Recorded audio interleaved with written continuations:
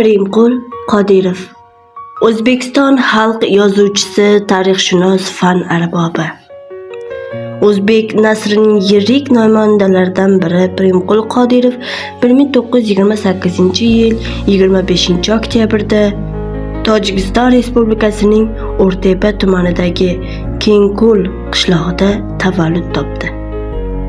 Pirimqul Qodirov urushdan keyingi yillarda jamoa xo'jaligida yo'l qurilish, so'ng Bekobod metallurgiya zavodida ishladi. 1951-yil Toshkent davlat universitetini tugatib, Moskvadagi Maksim Gorkiy nomidagi adabiyot institutining aspiranturasiga kirdi. Abdulla Qahhorning urushdan keyingi ijodi mavzusida nomzodlik dissertatsiyasini himoya qildi. 1954-yil 1963-yillar u sobiq SSR Yozuvchilar uyushmasi qoshida o'zbek adabiyoti bo'yicha maslahatchi bo'lib ishladi.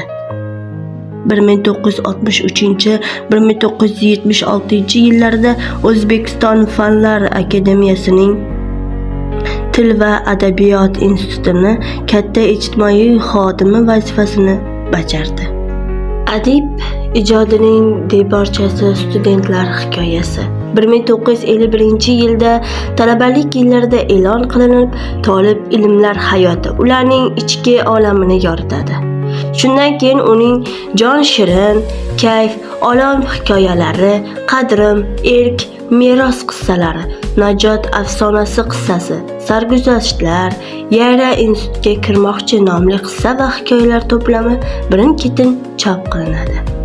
Keyinchalik adib yaratgan 3 ildiz Olmos kamar romani unga katta shuhrat keltiradi.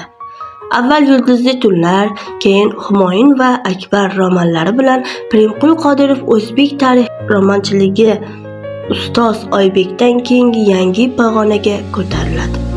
G'afur G'ulom nomidagi adabiyot va san'at nashriyotida adibning 3 jildlik tanlangan asarlari: 1-tom Olmos kamar romani, 2-tom Qora ko'zlar romani, Erk qissasi, 3-tom 3 ildiz romani nashr qilingan. Mazkur nashriyot adibning Yulduzli tunlar romani, Qadrim va Meros qissalari o'z ichiga olgan 3 jildlik saylanmasini ham bosib chiqargan. Pirimqul Qodirov ilm faoliyati bilan ham shug'ullanib, xalq tili va realistik proza, Til va dil risolalarini yaratgan. U bolakaylar sevib mutolaa qiladigan Akromning sarguzashtlari, Najot, Yayra institutga kirmoqchi kabi qissalarning ham muallifi hisoblanadi. Adib ssenariysini asosida Zangori olov, Zahmatkashlari haqida, Sening izlaring badiiy filmi suratga olingan. Shuningdek, adib kitobxonlarga Ona Lochin nidosi degan tarixiy romanni ham taqdim etdi. Pirimqul Qodirov tarjimon sifatida Lev Tolstoyning Kazaklar, Federinning Dastlabki quvonchlar, Tolstoyning Iz, Derayevning Taqdir qissasi va romanlarini o'zbek tiliga o'girgan. Pirimqul Qodirov 1990-2000-yillar O'zbekiston Respublikasi Oliy Majlis Fan va madaniyat qo'mitasining raisi o'rinbosari, rais lavozimlarida faoliyat yuritib, O'zbekistonning fan, adabiyot va san'at taraqqiyotida jonbozlik ko'rsatgan. Taniqli adib so'nggi yillar O'zbekiston Yozuvchilar uyushmasida nasr bo'yicha rais lavozimida faoliyat yuritgan. Mehribon va talabchan ustoz sifatida ko'plab yosh iqtidor sohibalariga ustoz bo'lgan.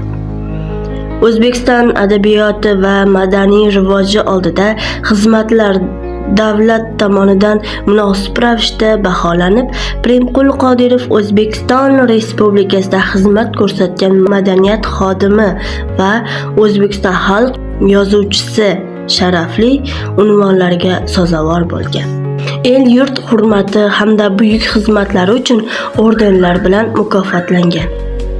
2010-yil 21-dekabr umrining 82 yilida O'zbekiston xalq yozuvchisi Pirimqul Qodirov olamdan ko'z yumdi.